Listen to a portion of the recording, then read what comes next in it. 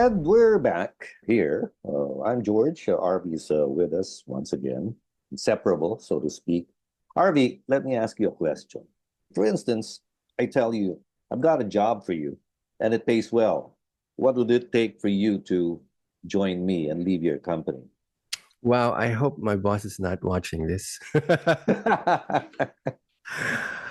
That is a difficult question. Like I look at two things, George. So the emotional and the practical need.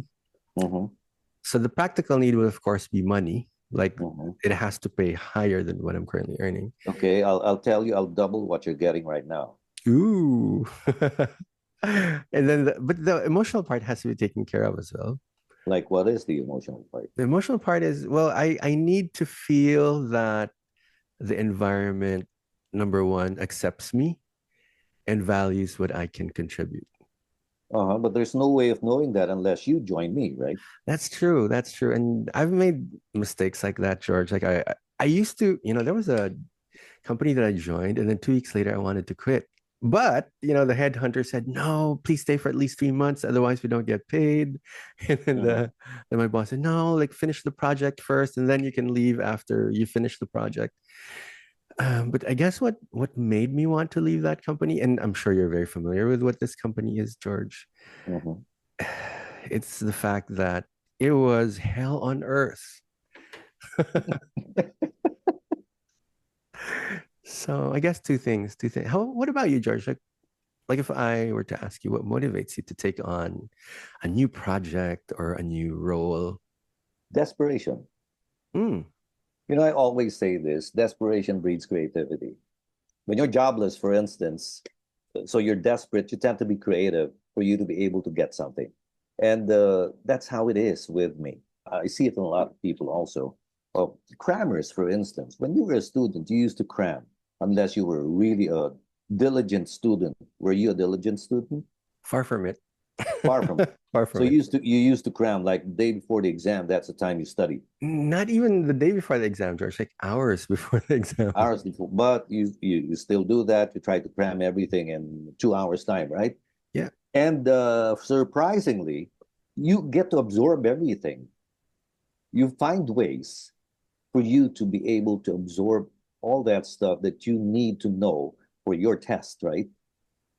That's because of desperation.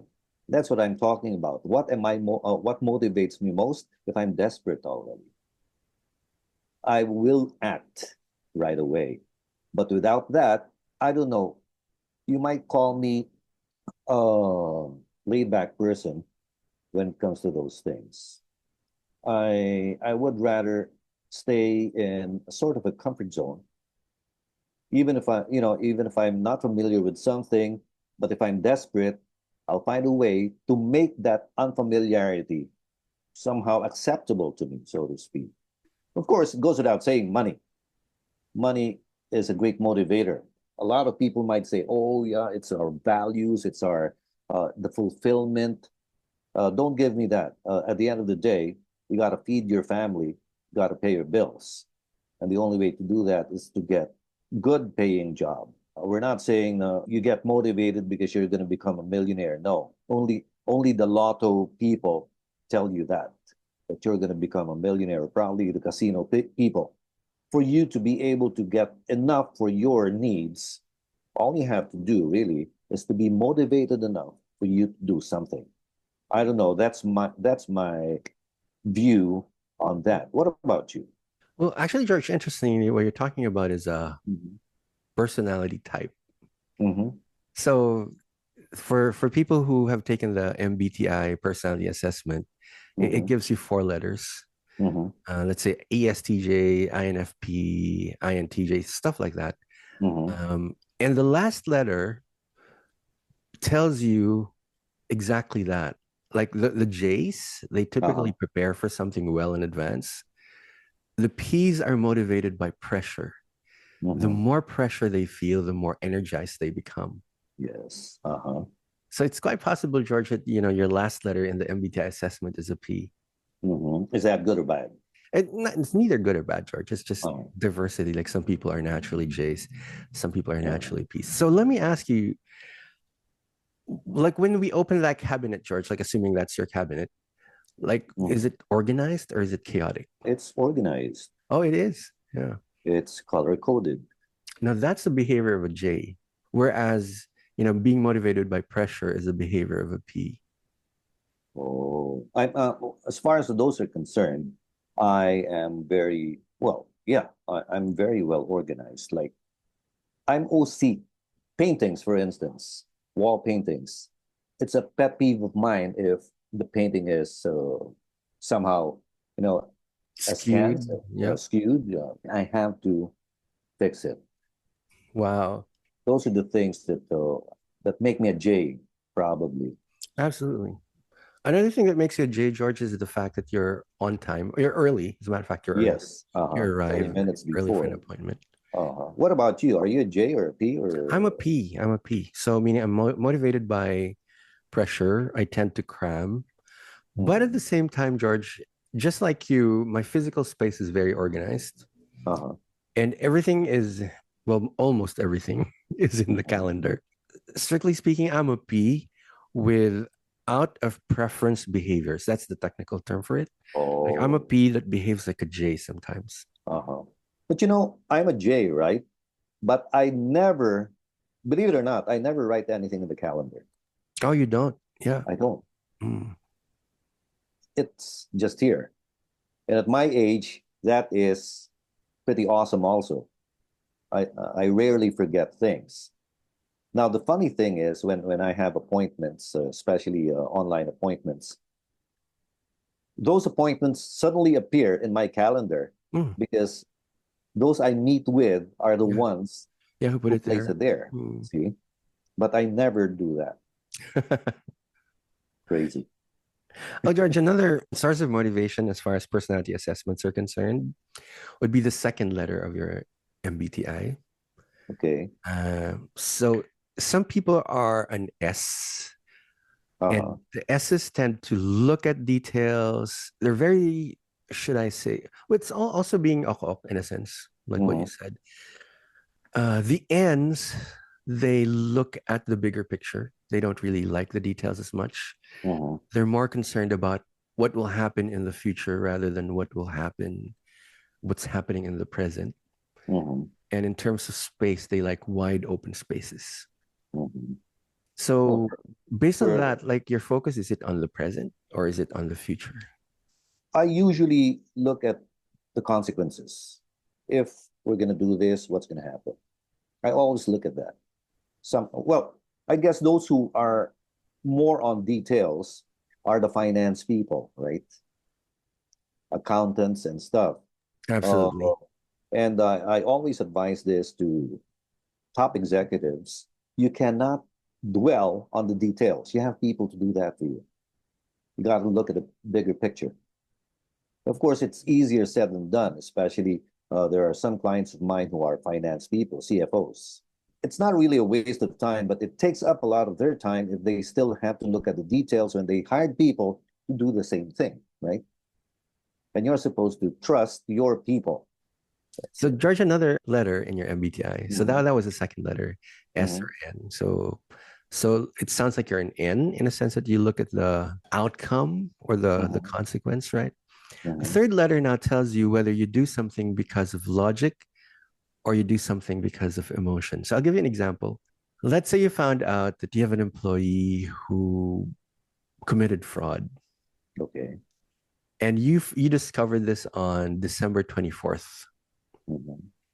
So are you, option A, going to fire the person on the spot and you don't care if it's Christmas Eve? Mhm. Or option two, you're going to fire the person, but you're going to wait until the holidays are over, like maybe January 3rd. I'll defer it. Sometimes you have to take a look at how another person feels. And it's not only his feelings, it's probably the feelings of the whole family. Yeah, so the George, the what you're describing is an F behavior, meaning it's related to feelings, Uh-huh. meaning you consider the impact on people, you consider how it will impact their feelings. Mhm. The purely logical people, like, oh, you made a mistake, I'm gonna fire you. They're Mhm. the T's or the thinkers. Uh-huh. And what do you think is best for, again, you're going to say there's nothing good, better, or best, right? Yeah.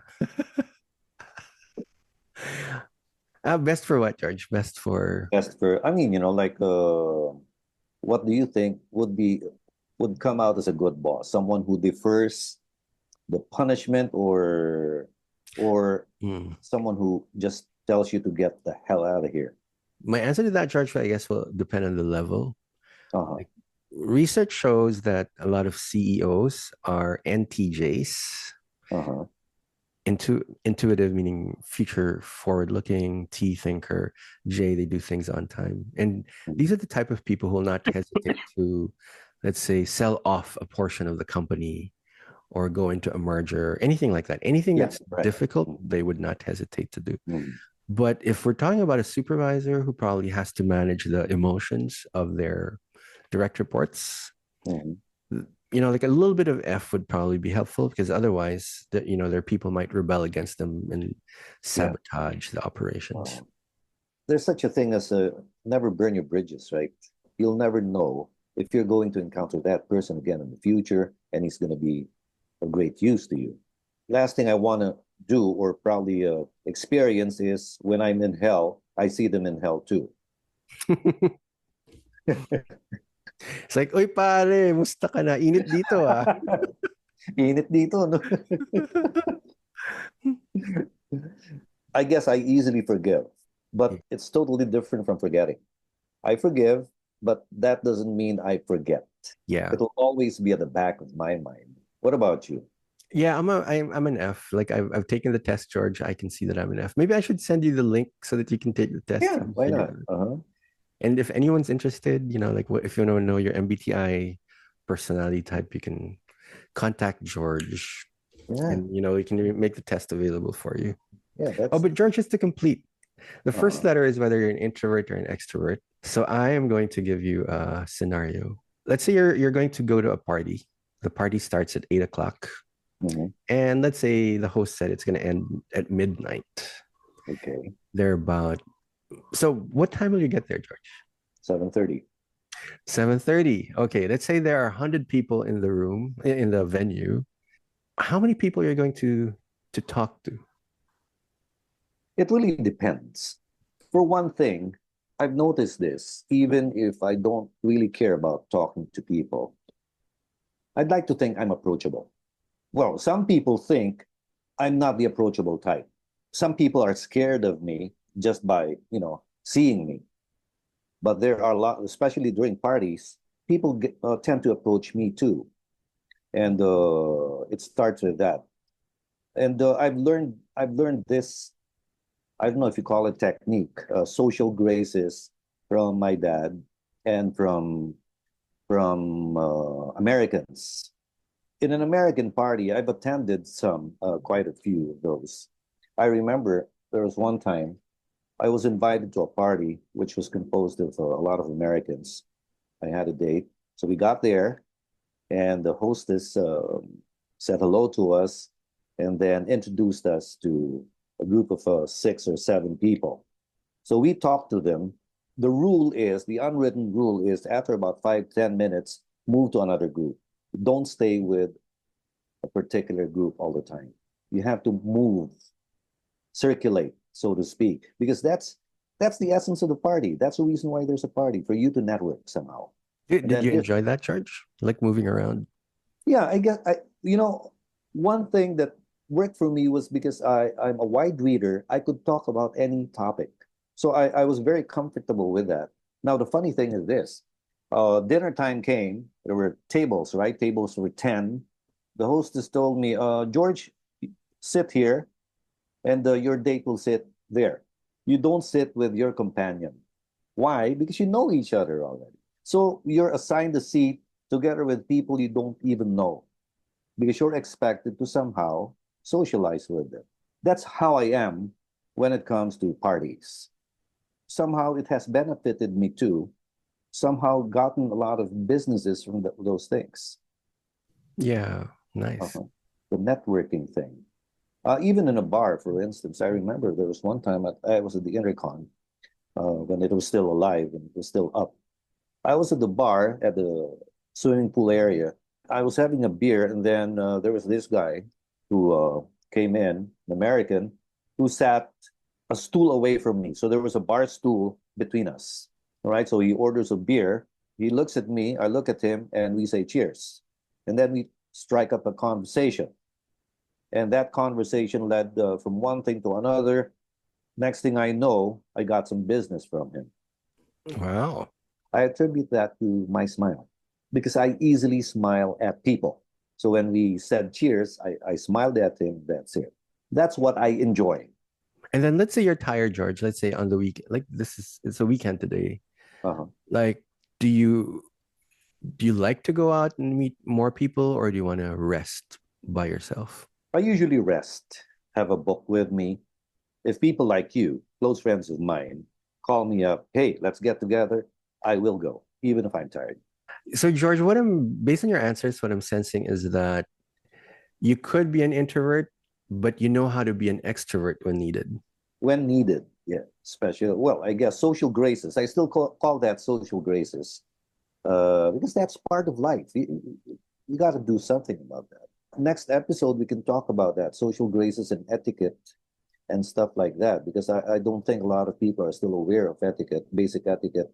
Like, do gentlemen still open doors for ladies and stuff like that? I know a lot would say, "Hey, we're equal to you. Why should you do that?" But still, I guess I'm an old-fashioned soul who still believes in those things. Even climbing up the stairs, walking up the stairs or down the stairs, there's a protocol for that. So maybe you could talk about that next time around, Cool, cool. right? And maybe we can ask, the whoever's watching Yeah. to let us know what motivates them based on all of this stuff that we talked about. Yes. Yes. Yes. Maybe you could learn a thing or two from you. We hope to see your messages. Please follow us. Follow us on TikTok and the YouTube. Both of us. What's your handle on TikTok? Pinoy underscore Earthling. Earthling. Okay. And the Bone Marrow for my TikTok. And of course, on YouTube, I'm also the Bone Marrow. And pretty soon, we're also going to be in Spotify. We'll make sure our discussions are loaded in Spotify so you can listen to them anytime, anywhere. Thank you once again. RV, thank you. I'm George. We'll see you again next week.